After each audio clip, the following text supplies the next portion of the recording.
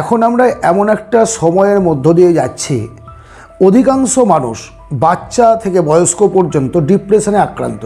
Tension tension আর tension, চারিদিকে আপনি যেদিকে তাকাবেন শুধু টেনশানের ছড়াছড়ি। টেনশানের অনেকগুলো কারণ আছে, কিছু জানা কিছু অজানা। কে ডিপ্রেশনের মধ্যে আছে কে নেই আপনি বাহ্যিকভাবে হয়তো বুঝতে পারবেন না, কিন্তু অনেকেই এই ডিপ্রেশনের মধ্যে আক্রান্ত আছে। এখন প্রশ্ন হলো, যদি কেউ টেনশনে আক্রান্ত হয় তাহলে কিভাবে সেই টেনশন থেকে বেরিয়ে আসবে? অনেকে আমার কাছে জানতে চেয়েছে। আমি আমার এই চ্যানেলে সেই প্রশ্নের উত্তর দিচ্ছি, কারণ আমার ওই চ্যানেলটি সঞ্জীব চক্রবর্তী মোটিভেশন চ্যানেলটি হচ্ছে অন্য পারপাসে লাইফস্টাইল নিয়ে আর মেন্টালিটির ওপরে, পাওয়ার অফ থিঙ্কিংয়ের ওপরে, ট্রিটমেন্টের ওপর চ্যানেল হচ্ছে এইটা। এখানে আমি আজকে আলোচনা করব টেনশনে আক্রান্ত হয়ে গেলে আপনি কি করবেন। যখন আপনি বুঝতে পারলেন যে আপনার মধ্যে কোনো একটা দুশ্চিন্তা এসছে, অনেক কারণে হতে পারে। অনেকের বাচ্চা নষ্ট হয়ে যায়, তার ফলে টেনশন আসছে। কারো হয়তো হঠাৎ করে অপ্রত্যাশিতভাবে তার আত্মীয় পরমাত্মীয় কেউ মারা গেল, বা কোনো একটা প্রেমিক প্রেমিকার বিচ্ছেদ হলো। বিভিন্ন কারণে দুশ্চিন্তা আসে এবং এই দুশ্চিন্তা একটা মারাত্মক আকার ধারণ করে। অ্যাকচুয়ালি সুস্থ মানে হচ্ছে মন এবং শরীর সুস্থ থাকবে। মন যদি অসুস্থ হয় তাহলে সামগ্রিকভাবে আপনাকে অসুস্থ, এই কথাটাই বলা হবে। যখন আপনার মধ্যে দুশ্চিন্তা আসবে, চলে এসছে দুশ্চিন্তা, এবারে আপনার কাজ হচ্ছে প্রথমে ভাবা যে এই যে ঘটনাটা আপনার সঙ্গে ঘটেছে, এই ঘটনাটা কি প্রথম, এই পৃথিবীতে প্রথম আপনার সঙ্গে ঘটলো না অন্য কারোর সঙ্গে ঘটেছে? এটা কিন্তু আপনাকে ভাবতে হবে। যদি অন্য কোনো মানুষের সঙ্গেও একই ঘটনা ঘটে থাকে তাহলে সেই মানুষগুলো কিভাবে এই দুশ্চিন্তার হাত থেকে বেরিয়ে এসছেন সেটা কিন্তু আপনাকে খেয়াল করতে হবে। তাদের সঙ্গে কথা বলতে হবে প্রয়োজন হলে পরে। আসলে সেই মুহূর্তে কথা বলারও একটা এনার্জি থাকে না, কিছু ভালো লাগে না। না ভালো বই পড়তে ভালো লাগে, না কারোর সঙ্গে গল্প করতে ভালো লাগে, না ভালো রান্না করতে ভালো লাগে, না কোথাও ঘুরতে যেতে ভালো লাগে। কোনো কিছুই ভালো লাগে না। একটা বিরক্তিবোধ, অস্বস্তিবোধ, রাত্রে ঘুম হয় না, খেতে পারা যায় না, গ্যাস, অম্বল, বিভিন্ন রকমের প্রেশার, সুগার, থাইরয়েড, বিভিন্ন কিছু আক্রান্ত টেনশন থেকে কিন্তু সৃষ্টি হয়। টেনশনের হাত থেকে বাঁচতে গেলে প্রথমে আপনাকে যেটা করতে হবে সেটা হচ্ছে দুশ্চিন্তা মুক্ত হওয়ার চেষ্টা করবেন না। যে বিষয়ে আপনার টেনশন হচ্ছে সেটাকে ভুলে থাকার চেষ্টা করবেন না। এটা কিন্তু আমরা অনেকেই করি এবং বিভিন্ন ভিডিওতে এই কথাটা আপনারা শুনেছেন। যে বিষয়ে টেনশন হচ্ছে অন্যমনস্ক হন। বন্ধু, যত অন্যমনস্ক হবেন সেই চিন্তাটা তত বেশি আপনাকেই আক্রমণ করবে। আপনি যত ভাববেন ভাববো না তত বেশি ওই চিন্তায় আসবে। সো যখন আপনার মধ্যে সেই দুশ্চিন্তাটা আসছে, আপনি একটা জায়গায় বসে পুরো ঘটনাটাকে আবার মনে করুন, একদম প্রথম থেকে শেষ মুহূর্ত পর্যন্ত আবার মনে করুন। Repeat and repeat, again and again, বারবার রিপিটেশন করুন সেই ঘটনাটাকে। মস্তিষ্কে এমন একটা সময় তৈরি হবে যখন সেই চিন্তাটাকে একটা ক্যাজুয়ালভাবে নেবে এবং সেটা এক সময় উড়ে যাবে, বেরিয়ে যাবে।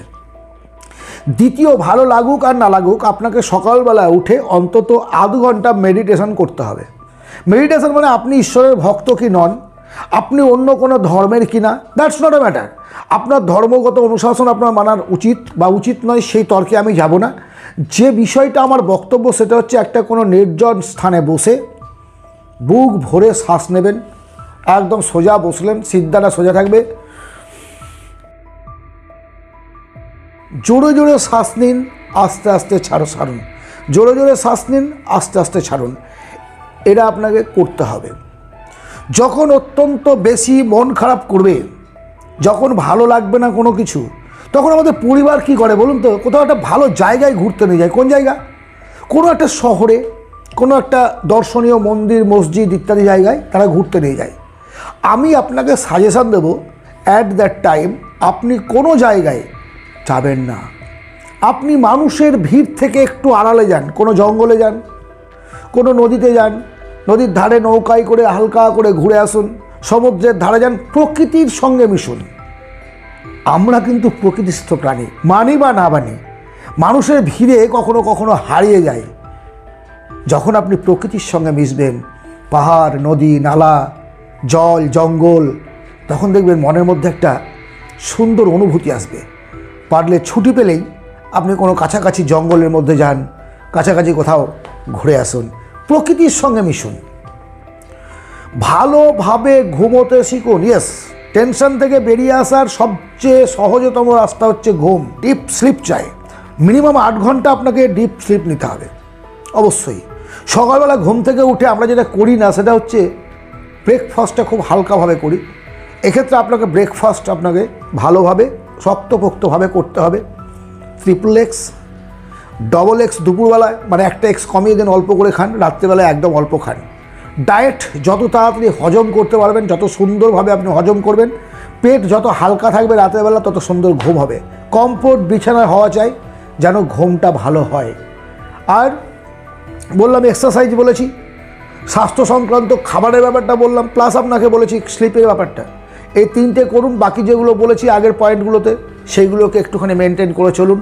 যত বড় দুশ্চিন্তায় আসুক না কেন আপনি সেটার সঙ্গে লড়াই করতে পারবেন, সুস্থ হয়ে উঠতে পারবেন খুব দ্রুত। তারপরে চিকিৎসা ব্যবস্থার সম্পর্কে তো আলাদা একটা ব্যবস্থা আছে, সেখানে ওষুধপত্র, ডাক্তার দেখানো, চিকিৎসা করা, এগুলো খুব বেশি বাড়াবাড়ি হলে অবশ্যই আপনাকে কোনো একজন সাইকিয়াট্রিস্টের সঙ্গে যোগাযোগ করতে হবে। আজকের এই ভিডিওটি কোনোভাবেই চিকিৎসা সংক্রান্ত নয়, কিন্তু চিকিৎসা সহায়ক বলতে পারেন। Tension free life, happy life আপনারা এনজয় করুন, আনন্দে থাকুন, ভালো থাকুন। যদি এই ধরনের ভিডিও পছন্দ হয়, ভালো লাগে, লাইক সাবস্ক্রাইব করুন, সঙ্গে থাকুন।